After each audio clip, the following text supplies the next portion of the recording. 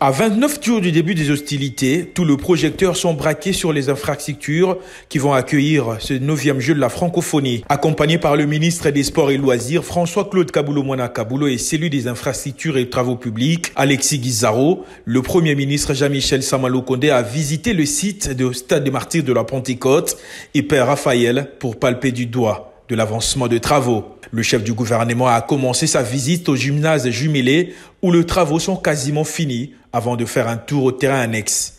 Ici, François-Claude Kaboulo-Moana Kaboulo va constater l'absence des lampadaires qui vont permettre aux délégations de s'entraîner même la nuit. Au stadium de basket, le Premier ministre Jean-Michel Sama-Lukonde a constaté que les travaux sont fin prêts et c'est avec satisfaction que la délégation va prendre la direction du site Père Raphaël de la Kétule.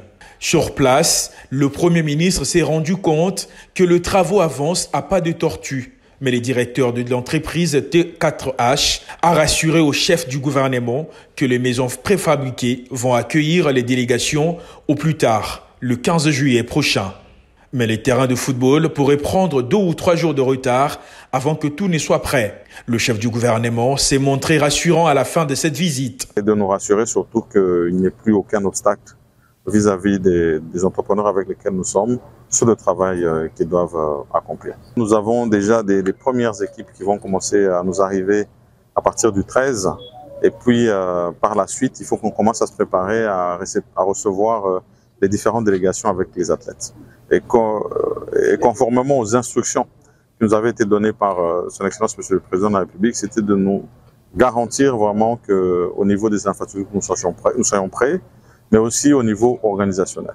Et donc, c'est pour ça qu'aujourd'hui, nous sommes venus avec les ministres sectoriels, notamment du sport, des infrastructures, mais aussi le directeur des Jeux, pour qu'on se projette ensemble sur toute cette matérialisation qui devra se faire ici à partir du 28 du mois de juillet. Pour booster les mentales de travailleurs, Jean-Michel Sama-Lukonde a promis de revenir la semaine prochaine pour s'assurer que tout se passe bien.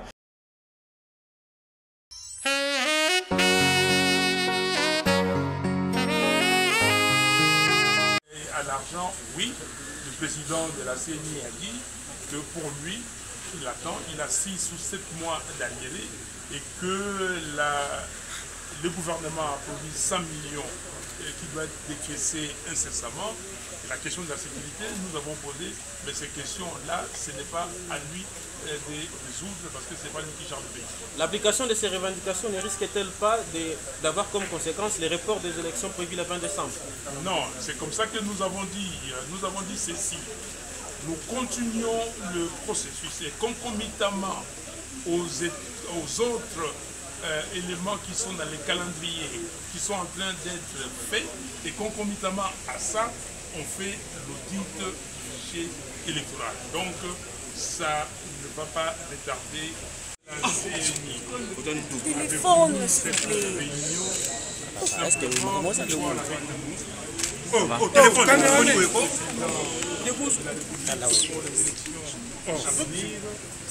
comment regarder ensemble des conditions réalistes pour avoir des élections crédibles, des élections transparentes, des élections inclusives, des élections apaisées. Nous avons discuté avec lui, nous avons passé en revue tous les problèmes que nous posons, c'est-à-dire le problème dès le commencement de la loi portant organisation et fonctionnement de la CNI, la composition de la CNI, le problème de la loi électorale, des faiblesses de cette loi, de points de désaccord qui se trouvent dans cette loi, le problème de l'inclusivité des candidats qui sont embêtés aujourd'hui. Ils n'ont pas la possibilité de se mouvoir correctement, ils sont convoqués à tout moment.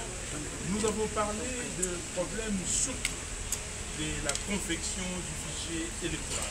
Ce fichier, d'après nous, a été confectionné dans des conditions opaques. Vous savez tout ce qui s'est passé, les machines défaillantes, le personnel non qualifié, et puis il y a eu le président de la CENI appelle ça des rumeurs, des cas d'accident où on a vu le matériel de la CENI, des kits électoraux à Kasumbalesa et à Chikapa. Nous voulions avoir des précisions et pour savoir qu'est-ce que nous faisons aujourd'hui. Et vous avez un fichier, et ces fichiers, nous les contestons. Ce fichier n'a pas été audité par un organisme indépendant, qualifié, réputé, avec nos auditeurs à nous, nos observateurs, pour attester que le fichier est réellement fiable.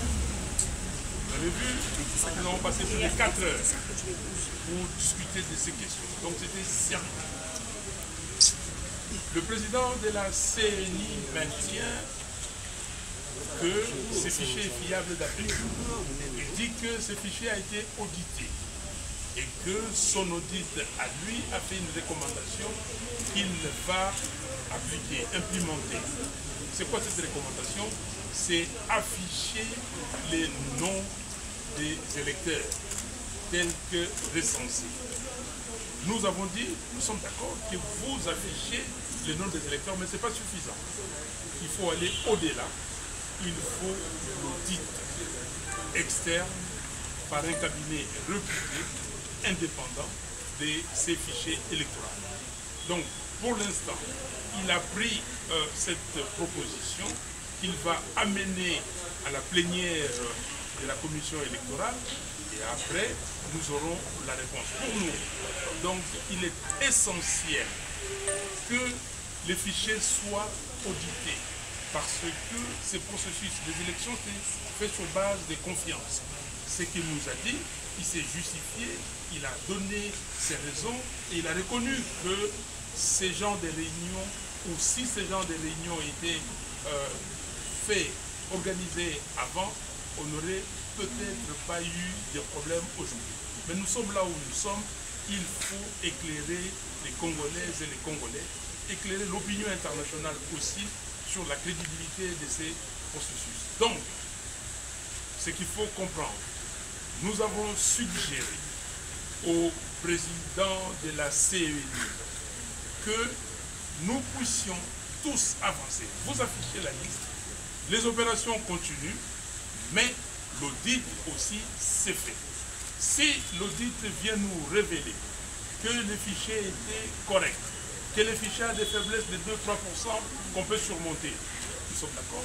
Mais si l'audit nous dit que ces fichiers n'est pas consommable, il faut prendre ses responsabilités, nous prenons nos responsabilités. Donc pour l'instant, voilà la conclusion à laquelle nous nous sommes arrivés. Les listes seront publiées, l'audit, nous l'avons demandé et nous l'exigeons. C'est une exigence qu'on ne peut pas dépasser, qu'on ne peut pas mettre de côté. Lui, il va poser la question à la plénière et il reviendra à nous.